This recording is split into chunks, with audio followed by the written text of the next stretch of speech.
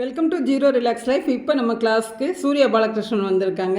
இப்போ cut ஹெல்த்தோட awareness வந்து யங்ஸ்டர்ஸ்க்கும் சரி பெரியவங்களுக்கும் சரி நிறைய வந்திருக்கு.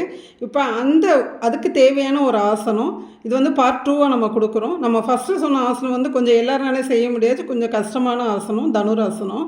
அதனால் இப்போ வந்து இந்த சதுர்முக திரிகோண ஆசனம் செய்ய போகிறாங்க. இது கொஞ்சம் ஈஸியான ஆசனம், எல்லாருமே ப்ராக்டிஸ் பண்ணலாம். இப்போ எப்படி செய்கிறாங்கிறத பார்ப்போம். ஃபஸ்ட்டு வந்து அவங்க கண்களை மூடி ப்ரீத் வாட்ச் பண்ணுறாங்க.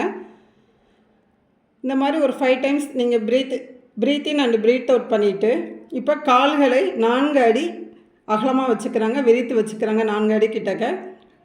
அடுத்து கைகளை பக்கவாட்டில் நீட்டி வச்சுருக்காங்க, பக்கவாட்டில் நீட்டிக்கிறாங்க. இப்போ விரல்கள் வந்து தரையை நோக்கி இருக்குது. இப்போ குனிகிறாங்க, அவங்க ப்ரீத் பண்ணிவிட்டு அப்படியே குனிகிறாங்க.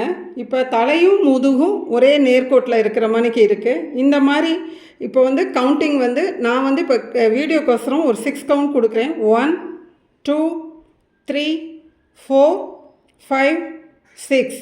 இப்போ இதை வந்து ப்ராக்டிஸ் ஆக ஆக அவங்க வந்து ஒரு 25-30 கவுண்டிங் இருந்துக்கலாம். இப்போ மெதுவாக ரிலாக்ஸ் பண்ணுறாங்க, கால்களை சேர்த்துக்கிறாங்க, கைகளையும் சேர்த்துக்கிறாங்க, கண்களை மூடி பழையபடி ப்ரீத் வாட்ச் பண்ணுறாங்க.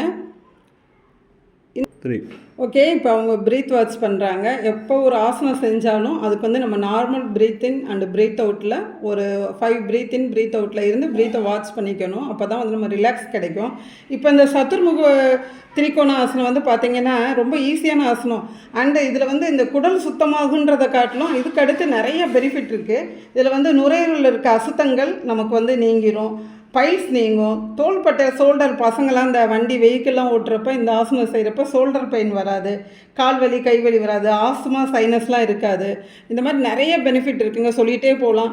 அதனால் எல்லாருமே நீங்களும் இந்த ஆசனத்தை ட்ரை பண்ணி மெதுவாக செய்யுங்க. அடுத்து வந்து ஆசனம் செய்வோம், ஆரோக்கியமாக வாழ்வோம். Thank you sir.